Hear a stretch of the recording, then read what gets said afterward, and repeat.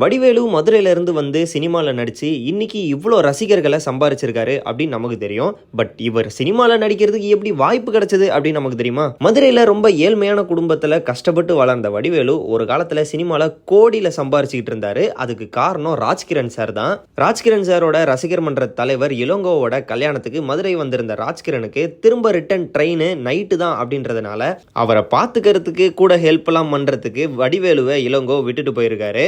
அந்த டைம்ல தன்னோட குறும்புத்தனமான விஷயங்கள்லாம் பண்ணி வடிவேலு ராஜ்கிரனை வயிறு குலுங்க சிரிக்க வச்சிருக்காரு. அவருக்கும் இவரை ரொம்ப பிடிச்சு போயிருது. ஆனா அந்த நேரத்துல தனக்கு சினிமால வாய்ப்பு கிடைக்குமா அப்படின்ற மாதிரி எந்த ஒரு வாய்ப்பையுமே ராஜ்கிரண் சார்கிட்ட கேட்கவே இல்லை வடிவேலு. அன்னைக்கு நைட்டு ட்ரெயின் ஏறி ஊருக்கு வந்த ராஜ்கிரண் தன்னோட என் ராசாவின் மனசிலே படத்துல ஒரு ரோல் கொடுத்தாரு. அதை சிறப்பாகவும் வடிவேலு நடிச்சிருந்தாரு. அந்த படத்திலே ஒரு பாட்டையும் பாடியிருப்பாரு வடிவேலு.